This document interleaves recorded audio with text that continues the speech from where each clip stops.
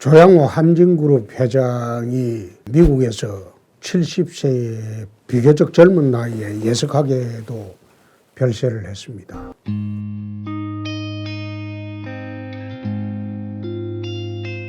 반세기 동안 수송보국을 내걸고 항공산업 발전을 위해서 헌신해 오셨고 평창 동계올림픽 유치에도 큰 공을 세우셨던 조양호 회장께서 최근에 가족과 회사 내부 문제로 곤란을 겪었고 말년에는 경영권마저 빼앗기는 수모를 겪었습니다.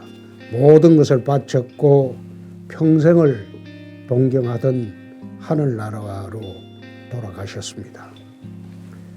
한진그룹에서는 숙한으로 별세했다고 하지만은 저희들 보기에는 화병으로 돌아가신 게 아닌가 그런 추측을 안 할 수가 없습니다. 대한항공의 그간의 경영 실적을 보면 14분기 연속 영업 흑자를 기록을 해왔습니다. 작년 매출액은 전년 대비 7%가 늘어난 12조 6,500억 원으로 창사 이래 최대 매출액을 기록하고 영업이익은 6,900억 원이나 흑자를 냈습니다. 세간의 비난과 정부의 압박에도 불구하고 대성공을 한 대한항공이었죠. 또 지난해 8월 미국 항공월간지 ATW로부터 세계 최고 실적 항공사로 선정이 되기도 했고 올해 6월 서울에서 항공업계의 유엔 총회인 국제항공운송협회 서울총회가 대한항공 대표이사 회장 초청으로 열리게 되어 있는데 이 회의를 유치하기 위해 대한항공은 지난 5년간 큰 공을 들였다고도 합니다. 그럼에도 불구하고 그 주인공인 조양호 회장은 경영권을 빼앗기고 결국 2주 만에 운명을 했습니다. 그 사이 저희들은 국민연금을 이용한 의결권 행사의 위험성을 유튜브에서 수차례 경고하기도 했습니다. 연금 사회주의로 가는 것이다.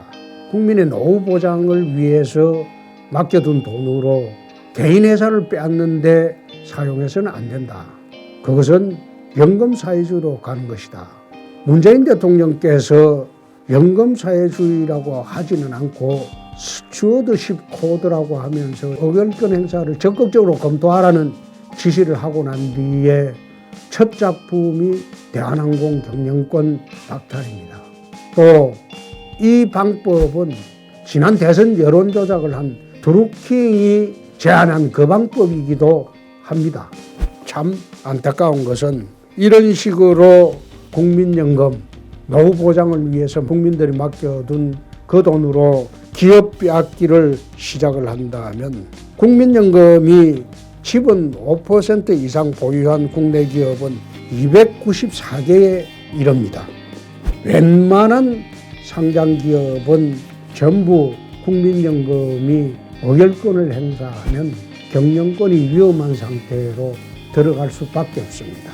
그래서 이러한 한진그룹 사태를 시작으로 해서 국회에서는 국민연금의 의결권 행사를 제한하는 그런 법적 조치를 반드시 할 수 있도록 야당이 앞장서서 나서주기 바랍니다. 국민이 노후 보장을 위해서 맡겨둔 돈으로 좌파 정부가 연금 사회주의를 실현하려고 하는 것은 자유시장 경제 원칙에 반한다. 오늘 다시 이 위험성을 국민 여러분들에게 말씀드리고 국회에서 야당이 적극적으로 앞장서 주실 것을 거듭 당부 말씀드립니다.